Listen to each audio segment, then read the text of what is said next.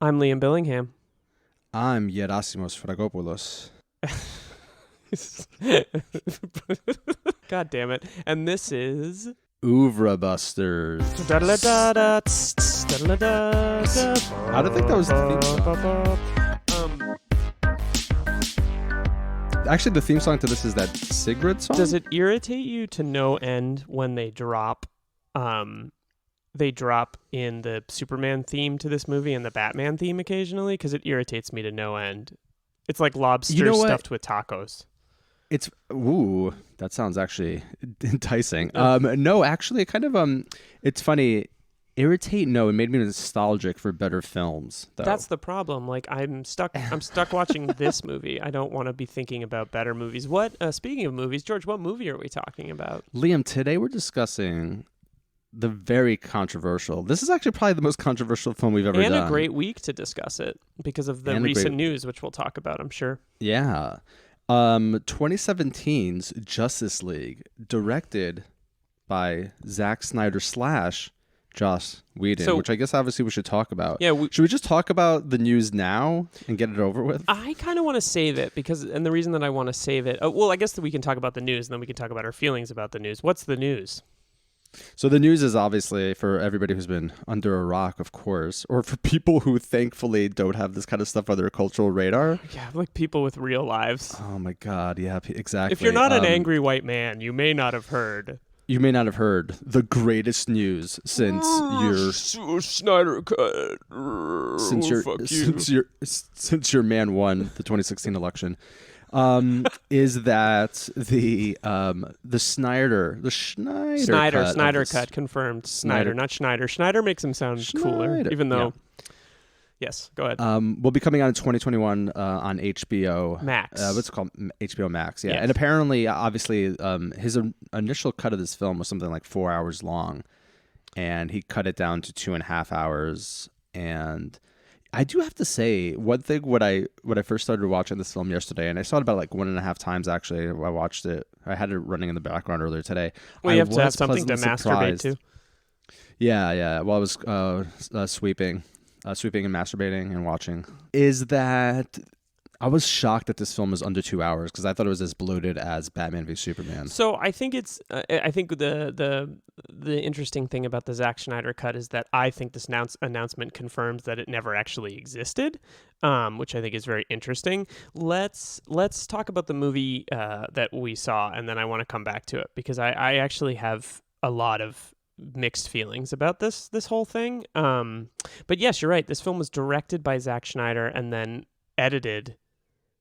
The editing was supervised by Joss Whedon, who then worked on the script and then reshot key sequences from the movie in June of 2017, with the movie coming out in November 17. And there are claims that as much as 80% of the movie was reshot. But Charles Roven, the producer, says like 80% of the movie you see is the movie that Zack Snyder wanted to make. So let's talk about it. There's a Hollywood Reporter article that I don't know if you got a chance to look at, but has some interesting tidbits about the production. Do you want to tell us what happens in this movie?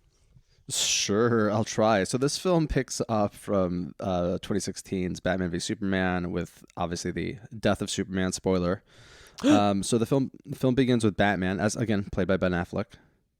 And I think a less good performance, a far less good performance than he gives in Batman v Superman. So much stiffer. Yeah. Like the existential exhaustion that Bruce Wayne has in the previous film is kind of like this aura to the character. In this film becomes like internalized, and I feel like when I see Affleck on the screen, I could tell he's just like, what am I doing here? Right. Like, this is like I'm just cashing a paycheck. Extra textual stuff that we could talk about, including his like issues with mental health and substance abuse that were like reaching a peak with this movie, which is, there's a lot of sadness around the production of these movies. Totally. So Superman dies, Batman fights a parademon. Yeah, so it's kind of like this extraterrestrial being that is a kind of harbinger of sorts that has come to Earth in the wake of Superman's death. Real quick, the actor that he confronts in that scene, the actor who the burglar is in the beginning, Holt McCallany, who plays Bill Tench on Mindhunter, who's in a lot of David Fincher movies and is just the fucking best, and is fluent in French because he studied clowning at École Jacques Lecoq, the premier clowning institute in France, which I considered going to at a different time in my life. I believe they just call him miming. Miming. Is Get that the fuck out of here with your... the higher elevated? No, I think clowning. It's French clowning, so it's more sophisticated. Now I'm getting like flashbacks of those episodes, those early episodes of Zach Galifianakis's Baskets. Have you ever seen Baskets? No, I haven't watched it. I should watch it. I like that this whole episode is just going to be digressions where we don't get through the plot summary of the movie. The character goes to this like very prestigious, I mean, obviously it's probably based on the same thing, but it goes to this very prestigious clown school in France, no less. Yeah, anyway. Totally. It's École Jacques Lecoq. Yeah. So Batman fights, and it's what's really also fascinating about the scene just quickly is that actually Batman does not. Initially, it seems like Batman is again doing that thing that he loves to do, and that is protecting private property and taking down this petty burglar, but he actually lets him go, which is surprising. He does let him go. Well, he has to fight a parademon. Why does the anyway, it doesn't matter. Nothing matters. Nothing matters anymore. Why does the parademon die? No, for why some does reason? he show up? Why is he there? Why is he chasing a burglar? Oh, for fear. I'm not saying it makes sense. For fear? But for fear, yeah. What? Yeah, because the parademons are attracted to fear. Oh, so he's That's why he hangs off the building. Remember, he says like, "Fuck that." He says like, "Fuck that." I need you. Oh yeah, this no, is dude, no, so this is stupid. All right, let's get through the plot summary and then end the episode early. We've been recording for 50 minutes already. It's 45. It's longer than the movie. So Batman uses this guy's fear to get this parademon to come to him so he could, I don't know, fight it or whatever. Anyway, it's at this moment that Batman's like, oh shit, I should probably go after those metahumans that I found out about from the previous film. And the next kind of like half hour, 45 minutes is about him like getting the band together. So he goes after Aquaman. He tries to recruit the Flash. Wonder Woman finds him and she is told to kind of recruit Cyborg, Victor Stone. It's at this point that Wonder Woman tells Batman that the parademons are a harbinger of sort for Steppenwolf. I like to dream, girl. Dude. Do a magic carpet ride. Who is this kind of just nondescript mythological creature who we find out apparently tried to take over the Earth millennia ago. And the humans and the Amazonians and the Atlanteans all combined to defeat him and his mother boxes. That's in the past. Mother box is what I call George off air. Aw, which is a fucking term this film uses. Why don't they just call it MacGuffin? Why don't they just commit and call it the MacGuffin? I just can't believe. Like, mother box sounds so ridiculous. It's ridiculous. So basically then the film becomes about them trying to kind of keep these mother boxes away from Steppenwolf, who's trying to collect them. At some point they get one of these boxes and they think like, oh shit. Oh, well, they fight Steppenwolf and they fail miserably in trying to defeat him. It's at this point, which actually is kind of like a really cool, I think, action sequence. But anyway. Yeah, it's one of the better. That, and I actually think the sequence in Amazonia, is it Amazonia? Yes. That's a pretty good sequence too. Armand White's a big fan. That is a really good sequence. Mm-hmm. Yes, totally. So basically they get one of these boxes and then they realize, or they think like, oh, hey, shit, maybe we can use this box to resurrect Superman, which is kind of a real, like, again, the plot just basically needs them to come to that logical conclusion. And that's what they do. They resurrect Superman. He's reborn, but he doesn't really recognize them. So they fight. And at that point, Lois Lane shows up and reminds him of who he is. And then he basically kind of joins, obviously, the Justice League in confronting Steppenwolf one final time in Russia. Northern Russia. You know that place, Northern Russia? That nondescript place, Northern Russia. And they fight him in Northern Russia. And they beat the shit out of him. And when Superman shows up on the scene, it's kind of not even a fight. Yeah, he kind of just shows up and kicks some ass. And there are, by the way, there are also some brief references or like one or two references to Darkseid, who clearly this film was kind of like the Thanos of the Marvel universe. Well, they kind of set him up in universe. Batman v Superman: Dawn of Justice, so you sort of expect to see him in this one, and then you just don't. So this movie stars this film stars Ben Affleck as Bruce Wayne / Batman, Henry Cavill as Kal-El / Clark Porn-Kent / Superman, Amy Adams as Lois Lane, Gal Gadot in also a very, very, her weakest performance so far as Wonder Woman. Agreed. As Diana Prince / Wonder Woman. Ezra Miller, the best thing about the movie, as Barry Allen / The Flash. Momoa as Arthur Curry / Aquaman. We don't refer to Jason Momoa by his Christian name. Ray Fisher doing just just shit on all over in this movie as Victor Stone / Cyborg, Jeremy Irons as sexy Alfred Pennyworth, Diane Lane as one scene Martha Kent, the great Connie Nielsen as Queen Hippolyta, and J.K. Simmons as James Gordon. You know, I didn't get to say this in our last episode, but I feel like part of the thing that the executives at DC must have said, they must have been like, Zach, we want to make Christopher Nolan's Batman, that kind of thing, but make it sexy. So like give everyone really great Warby Parker glasses and make sure everybody's ripped and make sure all their clothes have like a kind of like, they're kind of like, you know, a little like from the Frank and Oak catalog, and they all look very cool. Like this is the sexiest Alfred Pennyworth is ever going to be, and it's definitely the sexiest that J.K. Simmons. And J.K. Simmons is barely in the movie. It's such a waste. But boy, oof. Good for him for cashing in that check, though. Yeah, this took like 10 years to make. They went through many different versions. There was a period where they were shooting a version of this in Australia with George Miller directing it. And what's his name? Who's the actor from Call Me By Your Name in The Social Network? Armie Hammer was playing Superman. I'm sorry, Batman. He was playing Batman, which I think would be a great take on it. Yeah. They even shot some of the movie and then they couldn't finish it. And it was actually very controversial, I think, in Australia because it would have brought huge production to Australia. Damn. Now I just want to see like a Call Me By Your Name, like with Batman and Robin. Call Me By Your Bat. Well, you know, where they're just like, you know, fucking each other, and the one's calling the one Batman, the other one's calling the one Robin. I think it would work. It'd be great. Schneider's cut was deemed unwatchable, so Whedon took over. And then there was sort of a tragic situation in Zack Schneider's family, so he couldn't finish the movie. So my understanding is that basically that it was unwatchable because there was most of the post-production, like special effects stuff wasn't done, right? Somebody described it as like a car without the doors or without like, and it was 4 hours long, but I don't know how true, we don't know how true any of this is. Like that's the thing. Like the Hollywood Reporter piece is really interesting, but there's a lot to unpack. I think that's okay. So spoiler alert, I don't think this movie's very good. I get very excited at the idea of seeing some of these characters on screen. Like I'm like, holy shit, like Wonder Woman, Batman, Superman, like characters I really think are cool. And that almost is enough as a selling point. Like that's enough for me to want to watch this movie.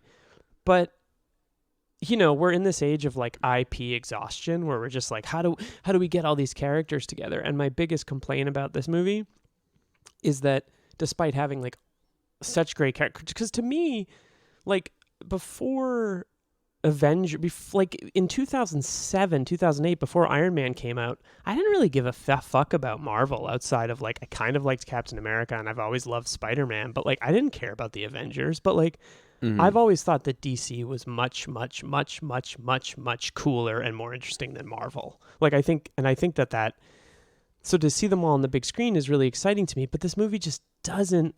It has this weird blend of like Schneider's like faux nihilism, which we talked about in our episode with Michael Carroll, meets this like world building, very clear 3-act Joss Whedon-esque humor to it that like never. It feels like he just, or the humanness, he was like, okay, I have 3 months. Let me just remake Avengers, but with none of the warmth. So it feels like an exercise as opposed to a movie. It's funny you should say that thing too. And maybe we could talk about this a little bit later in terms of the release of the cut or the news that the cut is being released. But sorry, I just every time you say it, I come a little bit because I'm just so excited. just a little drip, not an entire bus, but just a little Schneider drip. Cut. Schneider Cut.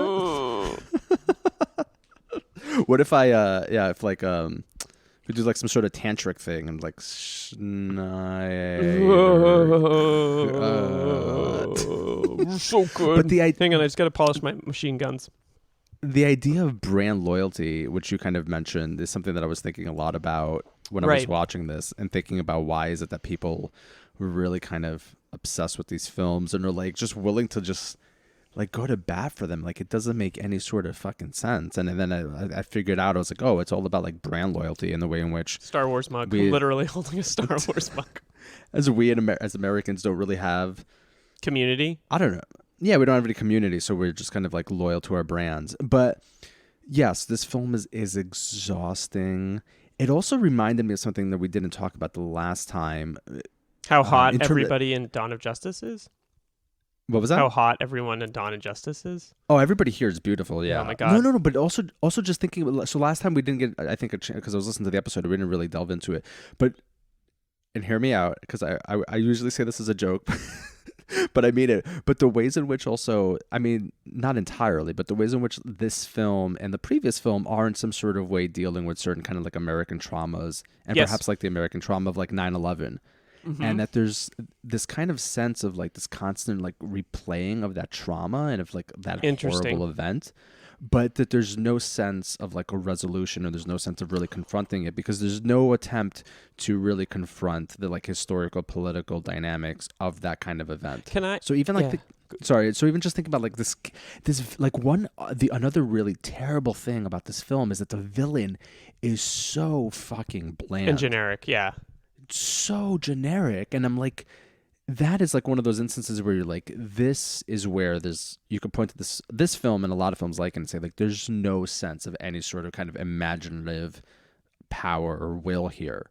They're just like, oh, let's create this like let's Right. bring this like mythological thing called Steppenwolf. Well, you know, one into thing that I this, was and it thinking will about work. a little bit I have a bunch of things I want to talk about, including I actually think that like watching all these films in order made me think a lot about, like, we joke about you calling things reactionary, but I think that this movie is so reactionary, like unbelievably reactionary, at least from my point of view. But one thing that I think about in relationship to that is I think that I remember, speaking of brands, seeing The Last Jedi for the first time, and there's that moment early on in The Last Jedi that has such cognitive dissonance the first time you see it, where Brendan Gleeson, who's so good as sorry, not Brendan Gleeson. Domhnall Gleeson, his son, is so good as General Hux. Has the bit where he's like, "Tell that crew, like, we're going to fire on," and like he has like the big sort of like Empire speech, and then Oscar Isaac's like, "I'm still holding for General Hux," and like it takes the wind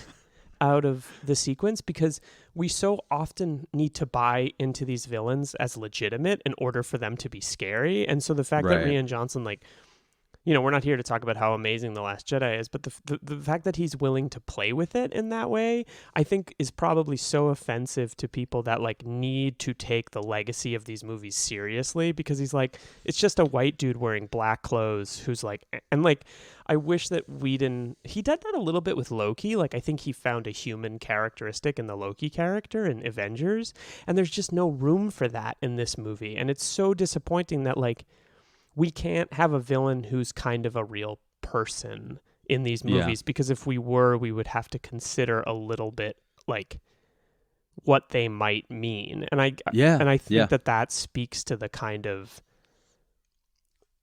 we're force fed in our culture this like the big baddie, but we're never asked to reckon with what they actually could mean. And I think that, you know, you can accuse, as you've pointed out, you can accuse Nolan of doing that very, very much so in The Dark Knight, and then over leaning on origin story in The Dark Knight Rises. Like, I think that that's true in those movies too. Yeah, and not to sound also just like somebody who's almost in their 40s, but also like there is something to be said about like an actual human actor on the screen. Yes. That one can, let's say, relate to, or at the very least have some sort of affective relationship to, and to just watch this ridiculous like long extended cutscene from a Nintendo 64 game battle with these heroes who, and some of them are just like not, I'm sorry, like Gal Gadot is not like the greatest actress, and to have her like she's not very some good of in her this. lines,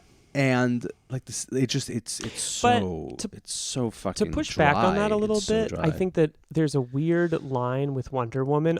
One thing this movie doesn't do anything with, but you know, one thing that I love about the Avengers film is that it sets up the fact that these people are have to find a way to work together, and this movie kind of, they do a good job in that. This movie kind of gestures at that, and one thing that I like is the kind of tension between like technologically minded Bruce Wayne being like, we have to use whatever technology we can to defeat this guy, and Wonder Woman's kind of like more salt of the earth, kind of like, no, technology is just another tool. Like, I think that's really interesting, but the problem is that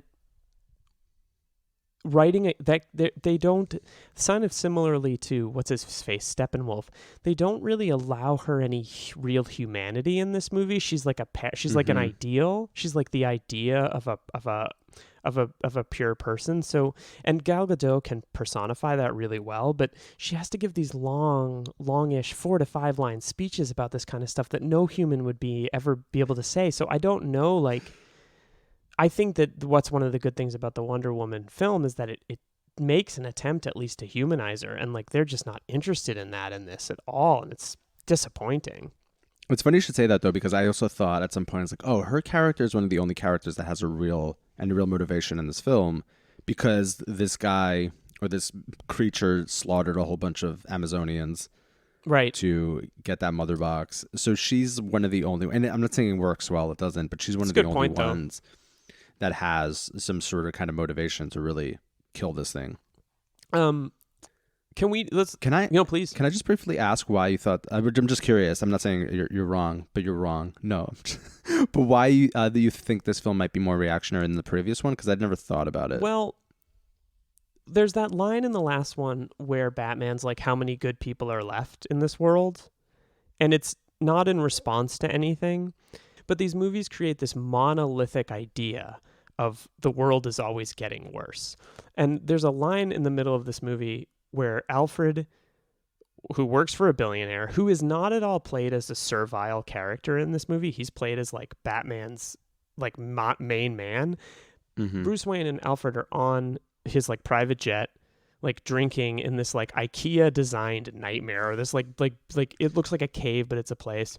And they're doing tons of coke. They're like, well, I think they're drinking, and they're talking about,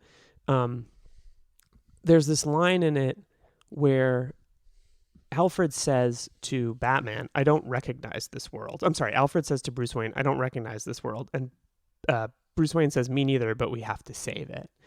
And the problem is that we're meant to understand that is because Superman has died, our beacon of hope is gone, and there's nothing else left. And that's so reactionary to me, because it's pointing this image at like, well, this like deity, this like hero figure, this prophetic character is gone. The world is in terrible shape. But we're hearing this from like 2 wealthy white dudes on a private jet. And the problem with that is that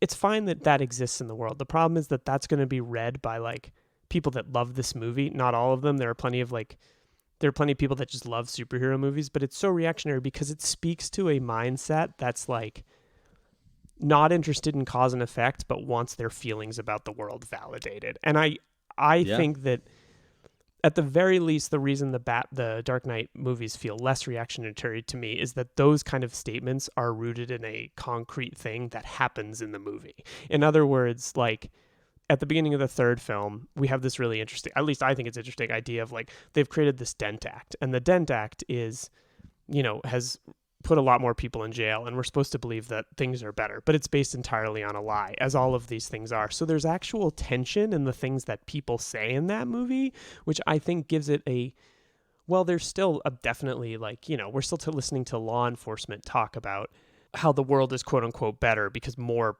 people are in jail, probably mostly people of color in reality, and like poor people in reality. At least there's like the possibility in that film to acknowledge that what the characters say is incorrect. Like if you have a little bit of imagination, you don't have to look at these like so-called these cops and these heroes as right all the time.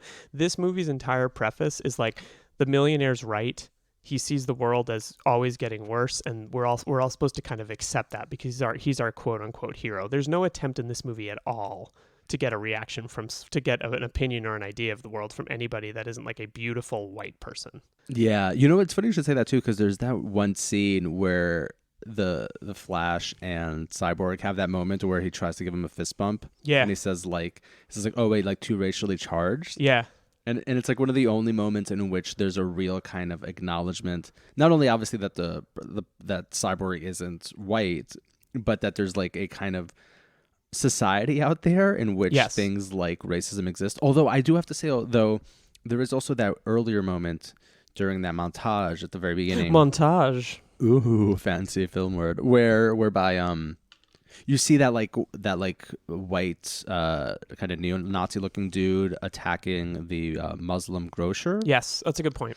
And I was like, and it was at those moments where I was like, oh, you know what? I'm sure Snyder's probably like a well-meaning like Hollywood liberal for the most part, but you know, like again, like he's probably on the right side of like most social issues. But again, that there's a certain kind of, yeah, just a kind of adherence or a really cheap kind of worshiping of certain kind of older traditional power And structures and mentalities. values. Yeah, Uh, I do have to say though that like I do think one thing that Armin White gets right, not in the sense that it makes these films good because these films are not good. Just for context, Armin White called this film a masterpiece. And I think he's a pretty interesting writer. I don't agree with him, but I think he writes interesting things, and I think. Can I ask? I'm sorry. I know we've discussed this. I think we've discussed this before, but just again, do you do you think he's being sincere? I think that's part of the power of it. I really don't know. I from what I Or do you think at this point, I think it's a gag. I think at this point, I think it's like a gimmick. Yeah, well, I think at a certain point you reach.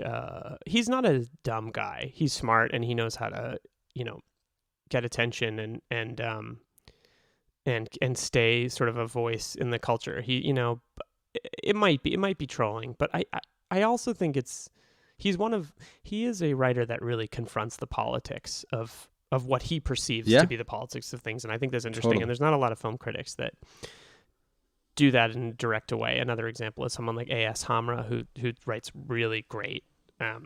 He frames so much of his writing around contemporary issues that it's really, really interesting. Sorry, wait, hold on. know. I just want to say the Armin White thing. Just that I do think one thing that he gets right, at least about Snyder's kind of take on these characters, is that he does view them in very kind of mythological, archetypal ways. So Yes. that this is something that we talked about in the previous episode, that I do think one thing that is successful, let's say, about his take on Superman is that if such a character did exist, we would be constantly kind of in awe of the kind of power that this creature has. And I think that is one thing that he does, at least with that character, where he kind of imbues him with a certain kind of just like awe-inspiring feeling, right? That there's like this person, this creature is so fucking powerful. He looks human, but yeah, he could like fucking destroy the world. But I'm not saying it adds up to anything. I'm just saying that there is like a take on the character that is. Well, I think the sort of the best thing about these movies is the idea of like there are gods among men, and how do we deal with those? And I think there's a lot of room for that to have something to say about our contemporary. Could superheroes function as commentary on billionaires? I don't know. Like there's a lot of room for for it to do something that ultimately this movie in particular, I give AV Club's review of this film is a little bit like, if I were to sum it up, and there's something interesting that comes up in that regarding the politics, but the first thing they say is like, man, we'll take Schneider's like, sort of like fascism 101 over this like lack of clarity in terms of a point of view. Like this movie is nothing. Yeah, it's like a assembled piece of like taking the bits from, we talked about it. It's like Whedon humor meets Schneider nihilism, and like at least Schneider had a point of view. I don't know if I agree with that 100%, but it just feels really like someone made soup but they put too much water in the broth. Does that make sense? Yeah, I'm oddly getting hungry for like soupy soup. I love soup. Did you want to say anything else about that before we moved on? I'm sure. No, I think we got it all. Right. I think we covered it all. No. There's still more to go. I want to really quickly talk about one other thing from AV Club, this is from the review, which is like a C- review. I think C- or something. From the AV Club. There's even an interesting, pointed observation about the relationship between Batman and Superman, namely in the notion that the godlike son of Krypton actually had more first-hand experiences of ordinary human life than the Dark Knight, who spent his entire life being filthy rich. There is a scene where Ben Affleck, Bruce Wayne is like, I can't lead them. Like, I need a guy who has lived, fallen in love, had a real life. And it's actually a totally underexploited thing, because one of the interesting things about Batman is that his life was, in a sense, ruined for him as a child, and how much of that is his own responsibility for not dealing with his trauma or using his trauma to beat the shit out of poor people, Mm-hmm. instead of moving on and like maybe doing something productive in the world. Like the idea of Superman living a decent life and Batman living a what I would describe as like kind of a really problematic life. Like there's something to that the movie never does anything with, or that it almost never happens in the way that we often can confront and deal with Batman and Superman. Yeah, and I mean that's like the limitation of like these corporate products, right? That they really have to regurgitate the same kind of narratives, the same kind of takes. Otherwise, the fear of like losing $300 million, which this film fucking cost $300 million. It's going to cost more, and it's going to cost 20 to 30 more. Good God. And to think about just kind of, the need again to just regurgitate something safe, but obviously by doing such you create like an absolute shit film. You know, there's one scene in this movie, or there's not even a scene in this movie that really, really works. There's a couple moments that work for me. But one thing that works really well is that there's a very brief scene, probably 25, 30 minutes in the movie, between Martha Kent and Lois Lane, where for some reason Martha Kent has left Smallville and is in Metropolis, and she just has like a conversation with Lois Lane. And I forget what the line is, but Amy Adams gives like a little look to her, and it makes you go like, God, these movies don't deserve Amy Adams. Like, she's so good in everything she does, and she's on screen in this movie for like 7-8 minutes at most. And the reason I bring it up is because, man, when you think about like sort of the masculine images of this movie, like Batman as billionaire and how we confront that kind of stuff, one of the things that stuck out to me about this movie is how traditional, in a negative way, the women are treated in this movie. Yeah. This also, and we didn't talk about this in the last episode too, but in the last episode, she has to be saved like 3 different times. Yeah. I think. And she basically plays the role of like the woman who's there to remind the dude of why he should be doing the thing he needs to do. There's a moment in this movie after he comes back to life where they fly to Smallville, to the family farm, which has been, seized probably by a bank. And she says that she apologized to him for not, like, at least to me, it was unclear. Is she apologizing because she like took a few months off from being like a hard hitting journalist after her husband died? For a second, I wondered if maybe she cheated on him. Oh yes. It's funny. I think this, it seemed like it could be read either way. And how, well, exactly. It's not cheating. He's dead. And how many, but that's the thing, like, there's something, unless she fucked like Brainiac or something. I hope she just fucked that Peter Sarsgaard head. I just like, she's like, listen, I gotta tell you something. She's like, I fucked the guy. He's like, oh, I get it. You thought I was dead. It was Brainiac. This is unacceptable. Listen, what happened is I was making out with Brainiac, and he said release the Schneider cut, and I came a little, and there's nothing I can do. But the Adventures of Superman 487, Lois Lane fucks Brainiac. A guy comes back to life. Sorry, it took me a minute to get there. A guy comes back to life. They fly to a field, and the first thing that happens is like his successful girlfriend. He's a fucking alien. He's like, hey, you bitch, did you cheat on me while I was dead? The first thing is like it's like this idea that like she has to immediately apologize to this guy for existing. Yes, yeah, yes. It's. I'm glad you mentioned that because it is. I forgot about it. And I was like, that's ridiculous. It's totally ridiculous. And one thing we talk a lot about masculine roles in this film. What we don't talk about is like feminine roles through a male gaze. And this movie has like, because every filmmaker everyone that's directed a Batman film has been a white dude. And they have varying degrees of success in how they portray women. I mean, even the so-called strength of Catwoman in Batman Returns is like, as you pointed out, is perverted a little bit by this like girly kind of thing that she does throughout the movie. And this film just like, it doubles down on that. Like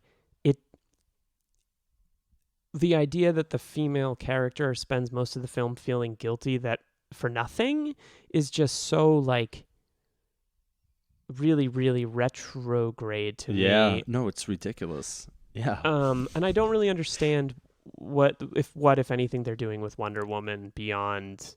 Yes. There's also a whole bunch of. I mean, and listen, Gal Gadot's beautiful, but a lot of it is like gawking at her. A lot of the photography of her. But she also spends a lot of time being like, oh yeah, this reminds me of this guy I used to love. Oh yeah, that also reminds me Oh of this yeah, guy yeah, I used yeah, to yeah, love. yeah, And totally. Yeah, that's a good point. It's like it's like that guy fucking died like 80 years ago. Right, which is something Get they the talk about in the movie a little bit. Like, Like she would be over it. and you wonder how much of this is an issue of what already existed in the material, and how much of it is Whedon being like, shit, I got 3 months until this movie has to come out. Like, which you can see in every aspect of the production. Like, it's not a very good looking movie at all. There's some nice looking bits in it, but like, I honestly think that Zack Snyder is a better maker of action and visual sequences than Whedon is, and you can. I agree, mean, I don't yeah. know what is what in it, but just something to think about.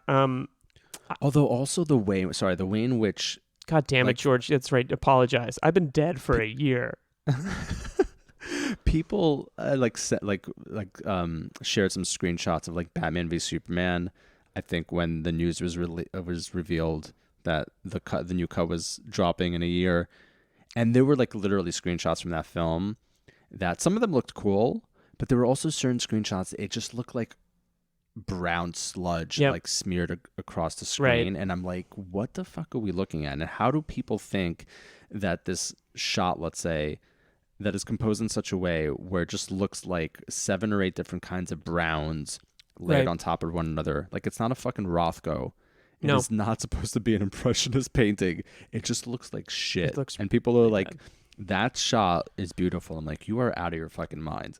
Like, just out of your mind. But he does have an interesting visual. Sorry, he does have an interesting visual at times. Kind of vitality to him. I'm not saying that, but I think. I mean, I mean, just- again, it's like you said in the last episode. He may not have vision, but he has style, and I think that's true. Right. And, you know, but again, it's like a lot of it feels very retrograde. I also, this is a small thing, at least to me, but the men are so manly in this movie, with the exception of they're manly. a They manly certainly man, are. except for Flash, and it feels like there's that bit where he's like, I'm scared of everything, and Batman's like, save one person, and Yeah. Flash is like, what? And he's like, save one, and you'll know. And it feels like, again, these are superhero movies, I get it, but the idea that like in order for a beta male to be a man, he has to save someone, like he has to be a hero, is so like. This movie doesn't even play or acknowledge, maybe it does with Batman a little bit. It doesn't play at all, as you said, with the idea that like maybe the idea of being a hero is complicated. That's not even something this movie has on its mind, despite it having the most problematic hero in like all of mainstream superhero-dom. It's like, no, if you save someone, you're good. And like, it's so driven by this idea of like being a man means being brave and fighting, as opposed to being like, no, I'm scared and I want to run away. Like, it just doesn't, I don't know. It bothers me that that Flash's kind of like weirdness has to be like shaped into a sort of like maleness. It's funny though, because I actually thought that. I sort of agree with you, but I also thought like, oh, it is kind of captivating, or at least different, that you do have a hero who's basically like his job is just to save people and not to fight the bad guy. I like that a lot, and it's a good choice. I like that they have different responsibilities. The Avengers films did that really well. And I do think, even though, I mean, my God, that again, do we? It's 2017. Do we need another fucking joke about brunch? Like, we get it. People go to brunch. Oh no, I'll take any joke about bougie brunch. I love it. Like, Oh my I'm sitting God. there just like, yeah, this guy's a proletariat hero taking down the Lube's like, oh yeah, fuck the brunch. bourgeois I'm glad I got capitalist it- machine of got it. brunch. Glad I got out of Brooklyn, where everybody's just having brunch 24/7. brunch. But he is. Fuck Ezra brunch. Miller. Ezra Miller is the best part of this film. Also kind of a by far. problematic guy. So it's like there's a lot. I've heard. Yeah. I have to say this. I think this is the most forgettable superhero movie we've seen so far. You know what? I literally spent, and I did this kind of on my own, trying not to start to film again, but I literally spent today 15 minutes thinking. I was like, what's the cold open to this film? And it took me, and it could be that quarantine has completely and utterly annihilated my memory and my attention span, but I had just seen this film yesterday, and I had just started it again, and 2 hours later, I was like, "What's the opening sequence again?" It's Superman on the iPhone, right? Oh, you're right. It is, yes, but also the Batman thing. But But yes, what- even before the Batman thing, there's a What's Superman the thing. point Yeah. of that opening? Because it never, like, I like them. I like the idea of them being like, what's the best thing about Earth? And then it cuts away. Like, that's interesting. And then they do nothing with it. It barely ever comes back. And again, it's this like, do you remember when he flies in and he like punches Steppenwolf and he's like, my idea is justice. And you're like, what does that even mean? Like, what is justice? Ugh, I don't know. Yeah, I mean, It would be awesome though if they sat down and they read Plato's Republic before getting together and like, this is a Justice League, but what is justice? I just feel like this is a Polemarchus says that justice is paying back your debt. Sorry. Jesus Christ. That would be cool. Yeah. I'm profoundly upset that, again, I don't like Batman v Superman Dawn of Justice, but at least it isn't this like unmolded piece of Play-Doh that Mm-hmm. doesn't do anything at all, like this movie does. I just don't. So that being said, the Schneider Cut, which I don't really think ultimately existed, is now they're going to spend $20 to $30 million. It could be as long as 4 hours in length. I don't know what really is going to be there, but I'm going to say it. I'm actually sort of interested in it. I'm curious to see what that is. Well, as a cultural product, it's certainly interesting. But I do also really lament the fact that some of the worst people in the world are getting exactly what they want. And I didn't read the article, but there was an article today stating this very same thing. Yeah. Just about like, this isn't necessarily setting a good precedent. Well, I think that when I was listening to The Big Picture, which is a really good episode, or part of their episode this week is on this, and they talk about a couple things. They talk about how like there are people that just legitimately want the movie. Then there are the kind of like internet troll terrorists who can't have an exchange that hide behind like Batman images that will not have a real conversation with you about what the movie is. But there's also this idea of films not being films anymore and becoming like quote unquote content.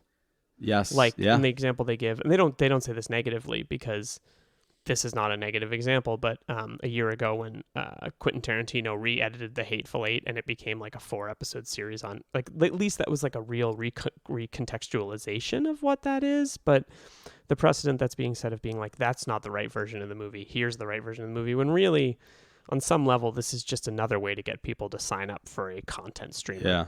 Is a little disappointing. And I don't really blame Zack Snyder. Zack Snyder was going to finish this movie. Something horrible happened in his life.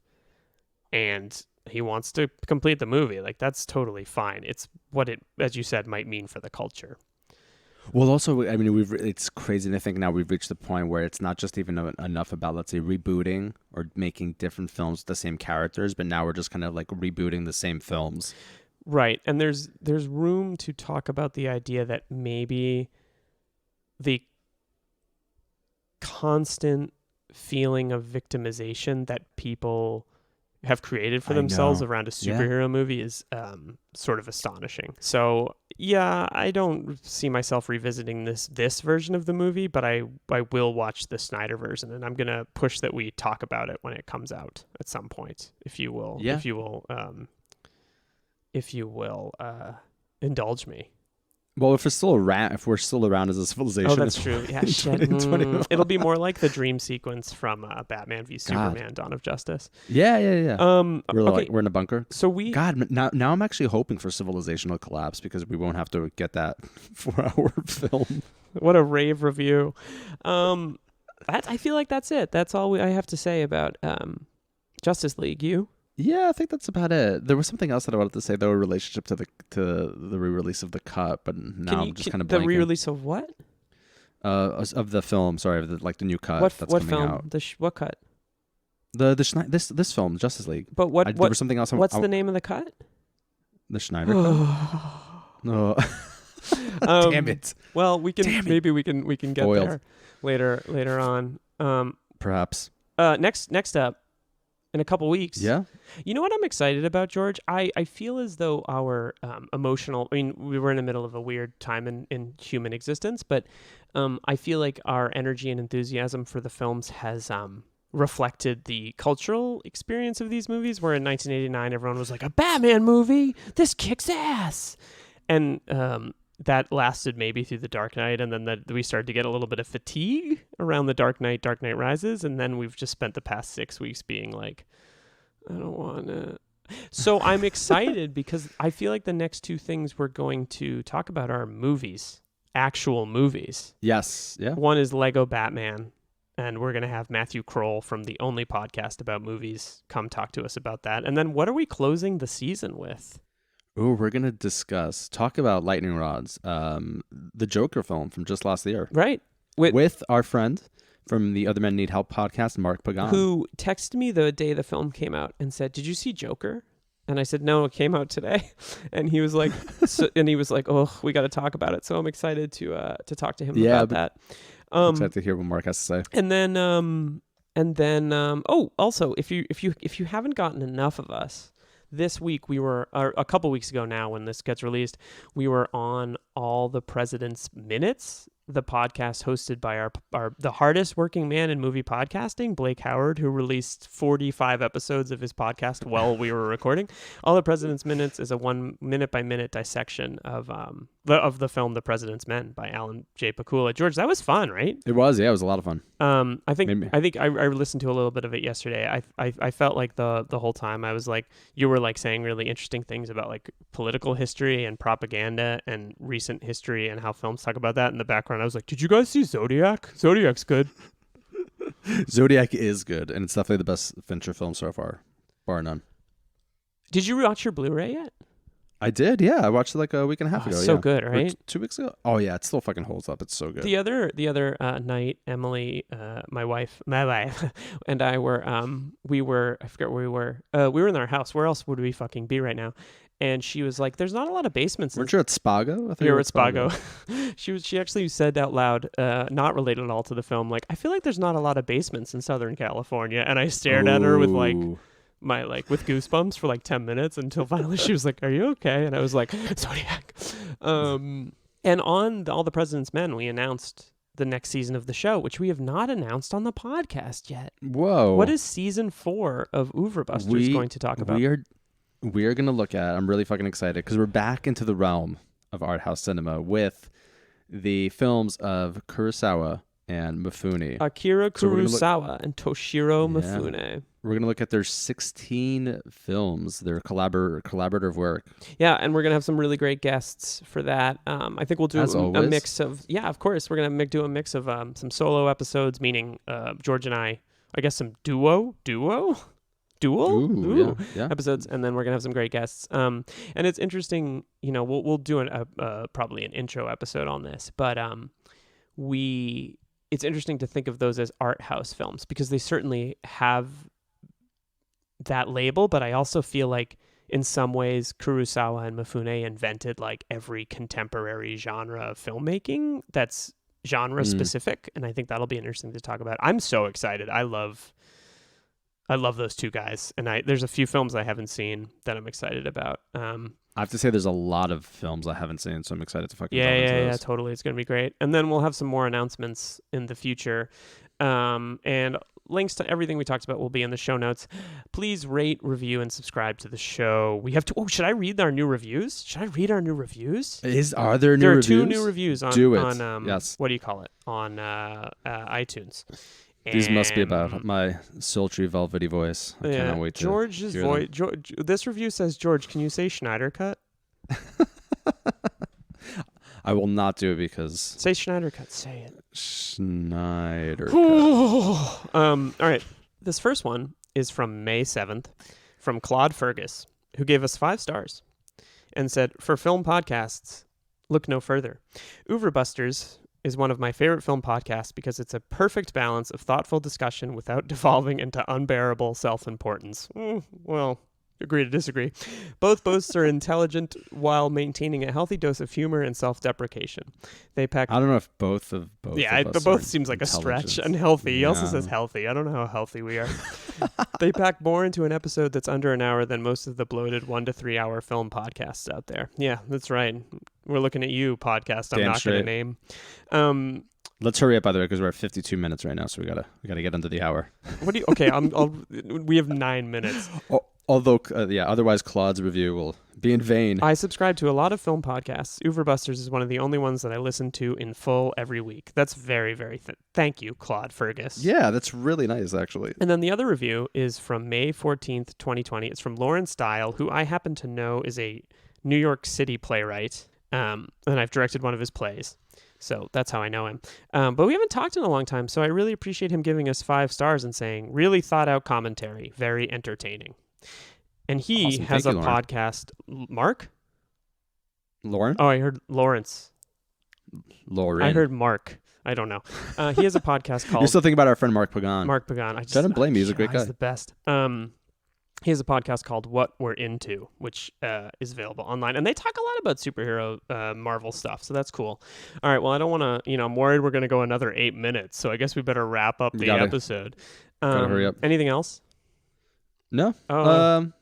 That's about it. If you have questions, comments, things you'd like us to discuss, please email us, overbusters@gmail.com, or get in touch on Twitter, overbusters, and we will, if we can, we will devote an episode to your good questions, like we did recently with the termite episode.